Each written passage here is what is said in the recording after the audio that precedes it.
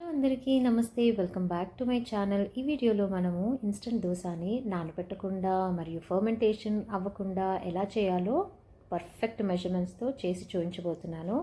ఇది టమాటో చట్నీలోకి, పల్లి చట్నీలోకి చాలా చాలా టేస్టీగా ఉంటుంది. 5 నిమిషాల్లో తయారయ్యే ఇన్స్టెంట్ దోసాని చూసేయండి. మిక్సీ జార్లోకి 1 కప్పు ఉప్మా రవ్వను తీసుకుంటున్నాను. అదే కప్పుతో 1 కప్పు పెరుగు తీసుకుంటున్నాను. పుల్లటి పెరుగు కాదండి, ఇది తియ్యటి పెరుగు. 1 కప్పు సన్నటి అటుకుల్ని తీసుకుంటున్నాను. లావటుకులు కాదు, సన్నటి అటుకులు. 1/4 టీ స్పూను షుగర్ని వేసుకుంటున్నాను. 1 టీ స్పూను సాల్ట్ని వేస్తున్నాను, ఉప్పుని. ఇప్పుడు 1/2 కప్పు నీళ్ళని పోసి గ్రైండ్ చేసుకొని ఇక్కడ పక్కన పెట్టుకుందాము. ఇప్పుడు 1/2 టీ స్పూను వంట సోడాని వేసి బాగా కలపాలి.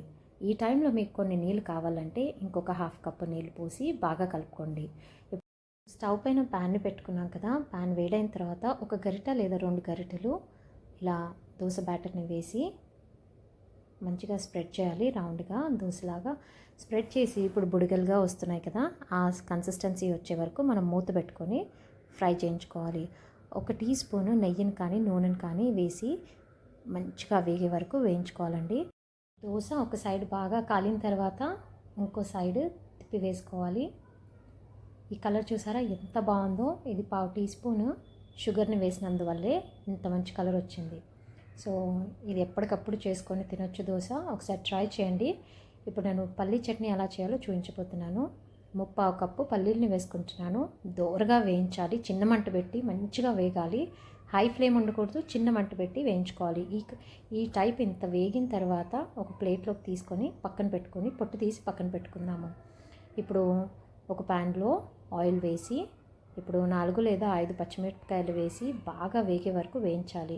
ఒక 3-4 నిమిషాలు వేయిస్తే ఇంత మంచి కలర్ వస్తుంది కదా. ఇంత వేగాలి, పచ్చి పచ్చిగా ఉండకూడదు, లేకపోతే టేస్ట్ బాగుండదు.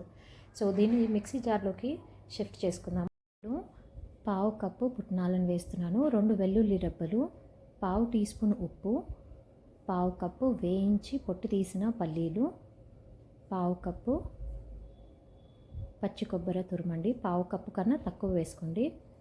అలాగే రుచికి సరిపడా ఉప్పు వేసుకోండి. నేను 1/2 టీ స్పూన్ వేసాను. కొన్ని నీళ్ళని పోసుకొని మంచిగా మెత్తగా గ్రైండ్ చేసి పెట్టుకోండి. పల్లి చట్నీ రెడీ. ఇప్పుడు టమాటో చట్నీకి ఒక స్టవ్ పైన బాండ్లీ పెట్టుకొని కొంచెం ఆయిల్ని వేసాను. 6 నుంచి 7 ఎండుమిరపకాయలను వేసి బాగా దూరగా వేయించుకోవాలి. కొన్ని కరివేపాకు రెబ్బలను వేస్తున్నాను. అలా బాగా చిన్న మంట పెట్టుకొని మంచిగా వేయించుకోండి. టమాటో చట్నీ చాలా బాగుంటుంది ఈ దోశలోకి. ఇప్పుడు ఇవన్నిటిని వేగిన తర్వాత ఒక గిన్నెలోకి షిఫ్ట్ చేసుకుందాము. 2 మీడియం సైజు ఎర్రగా ఉన్న టమాటోలని ముక్కలుగా కట్ చేసుకొని అదే నూనెలో వేసి బాగా దూరగా వేయించుకోవాలి. మెత్తపడాలి టమాటో అంతా. ఇలా గట్టిగా ఉన్న టమాటో అంతా దగ్గరకు వచ్చి మెత్తపడే వరకు నిదానంగా వేయించుకుంటూ ఉండండి. ప్యాన్ పెట్టుకొని మనము 1 టేబుల్ స్పూన్ శనగపప్పుని, 1 టేబుల్ స్పూన్ మినపప్పును వేసి దూరగా వేయించుకున్నాము. ఇప్పుడు నేను ఆయిల్ వేసి వేయించట్లేదు, కొంచెం సగం ఆల్మోస్ట్ వేగిన తర్వాత 1 టీ స్పూన్ ఆయిల్ని వేసి వేయిస్తాను. ఇలా చూసారా, కొంచెం 1 టీ స్పూన్ ఆయిల్ని వేసి వేయించుకొని సేమ్ అదే గిన్నెలోకి తీసి పక్కన పెట్టుకుందాము. ఇప్పుడు టమాటో కూడా మెత్తపడి ఉండొచ్చు. ఆ టమాటోని కూడా అదే గిన్నెలోకి వేసుకొని చల్లారిన తర్వాత అప్పుడు గ్రైండ్ చేసుకుందాము.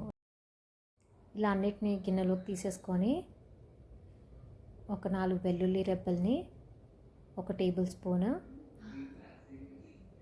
వేయించిన పల్లీలని, 1/4 టీ స్పూన్ ఉప్పును వేసి గ్రైండ్ చేసి నీళ్లు పోసి గ్రైండ్ చేసి పెట్టుకోవాలండి. Tomato chutney ready. నా వీడియో కనుక మీకు నచ్చినట్లయితే ప్లీజ్ సబ్స్క్రైబ్ చేయండి, లైక్ చేయండి, కామెంట్ చేయండి. ఇక్కడ నా యూట్యూబ్ పేజ్ ఉంది కదండి, అక్కడ సబ్స్క్రైబ్ అని ఉంది కదా, దానిపైన నొక్కితే సబ్స్క్రైబ్ అయిపోతుంది. ఆల్ అని కనపడుతుంది కదా సబ్స్క్రైబ్ కింద. ఇప్పుడు చూడండి, ఆల్ అని కనపడుతుంది కదా నోటిఫికేషన్స్ కింద. ఆ ఆల్ అని నొక్కితే నేను పెట్టిన ప్రతి వీడియో మీకు వస్తుంది అనమాట. ఇప్పుడు ప్రతి వీడియో కింద లైక్ అనేది థమ్స్ అప్ లాగా చెయ్యి ఉంటుంది కదా, దానిపైన ఒక్కసారి నొక్కితే మీరు లైక్ చేసినట్టు ఈ వీడియో.